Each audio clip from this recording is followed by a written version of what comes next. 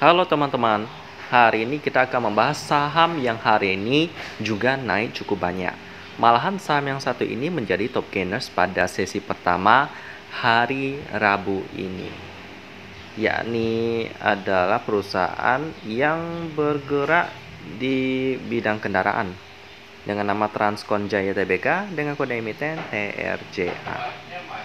Perusahaan yang satu ini menjadi top gainers pada hari ini bukan tanpa alasan. Pasti ada alasan di balik kenaikannya ini. Teman-teman bisa tebak? Yakni, alasan TRJA bisa naik pada hari ini adalah karena letak mereka, tempat usaha mereka yang ada di Kalimantan Timur. Nah, itu hints-nya. Jadi bisa ditebak bahwa TRJA ini dinaikkan pada hari ini karena mereka diuntungkan dari proyek Ibu Kota Nusantara atau IKN yang sudah mulai diproses pembangunannya, di mana pasti membutuhkan banyak sekali sumber daya seperti dari bahan baku, kendaraan, tenaga kerja, dan lain-lain, dana, dan TRJA ini menjadi penyedia di salah satu bagiannya. Ya, benar, yakni adalah kendaraan. Dalam untuk mengangkut bahan-bahan seperti batu, semen, dan lain-lain dibutuhkanlah kendaraan truk, dan TRJA ini menyediakannya.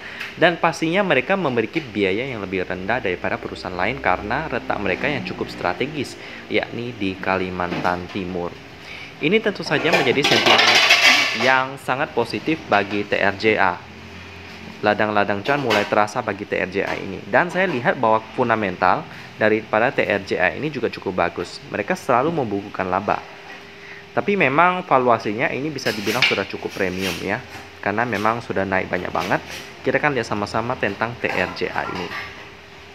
Mereka merupakan perusahaan lokal mapan yang berbasis di Balikpapan, Kalimantan Timur. Nah, ini dia yang mengkhususkan diri dalam penyewaan kendaraan 4x4 dan 4x2 untuk industri pertambangan, minyak dan gas, dan industri konstruksi termasuk kendaraan ringan, truk ringan, dan bus. Lalu ada manhaul, bahkan ambulans pun ada teman-teman, badan layanan, kendaraan penyelamat, dan banyak kendaraan khusus lainnya.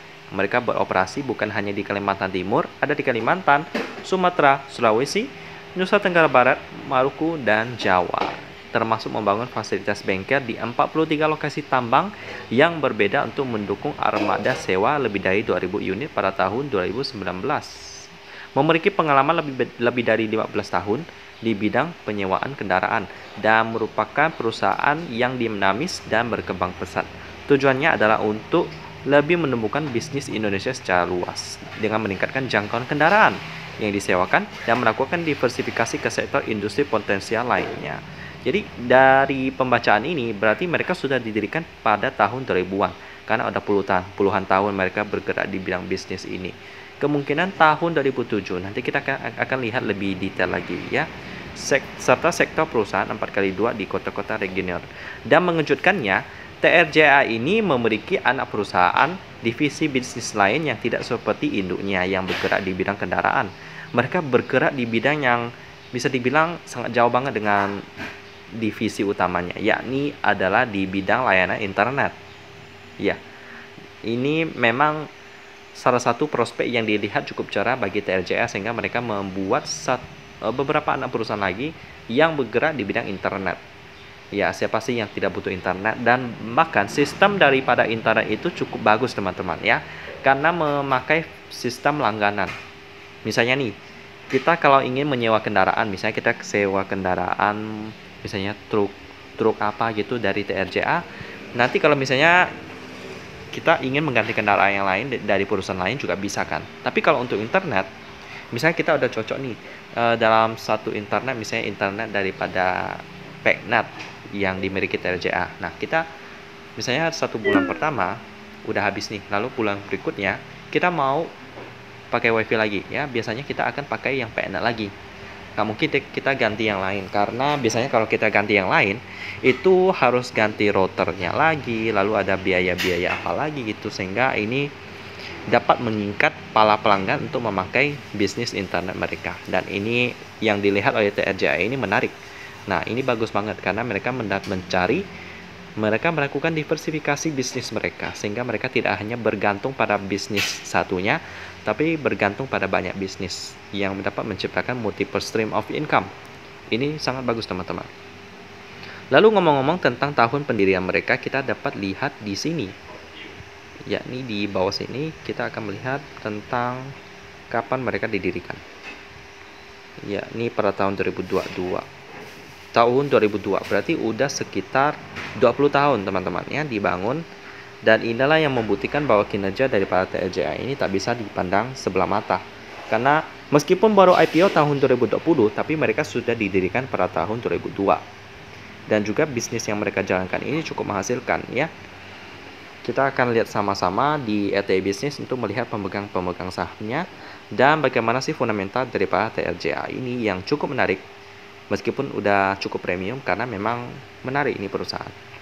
Yang pertama ada pemegang saham masyarakat sebesar 24%, masih aman. Lalu dengan PT Damai Investama sukses sebesar 34% porsinya sebagai pemegang saham terbesar di dalam perusahaan TRJA. Kalau kita lihat di berita-beritanya sih ini kebanyakan tentang IKN sih. Memang posisi mereka yang berada di Balikpapan, Jawa Timur ini maksudnya Kalimantan Timur ya, sangat menguntungkan bagi TRJA ini untuk mendapatkan proyek-proyek daripada pemerintah. Menarik. Selanjutnya kita lihat di statistik, mereka baru IPO tahun 2020, jadi laporan keuangannya segini aja teman-teman. Tapi memang kita lihat di sini operating profitnya bagus, lebih besar daripada net profit dengan PR-nya 21 kali lipat. Ini memang mahal, tapi ingat kembali bahwa PBV-nya juga mahal, hampir 3 kali lipat. Jadi cukup masuk akal bahwa TRJA ini sudah premium banget. Lalu dengan operating profit margin 17%, nice. Net profit margin 10%, nice juga. Tapi sayang sekali di bidang keuangan TRJA ini kurang sehat sebenarnya. Current ratio-nya cuma 84%. Ini menjadi nilai minus bagi TRJA. Lalu hari ini turnover-nya cukup liquid, 34 miliar. Kalau kita lihat bahwa TRJA ini hanya kurang 2 sektor. 2 hal yang membuat saya menjauhkan TRJA daripada watchlist saya. Yang pertama itu adalah PR-nya yang masih mahal bagi saya. Ya, kecuali kalau sahamnya diskon sampai harga 280 sih nggak masalah sih.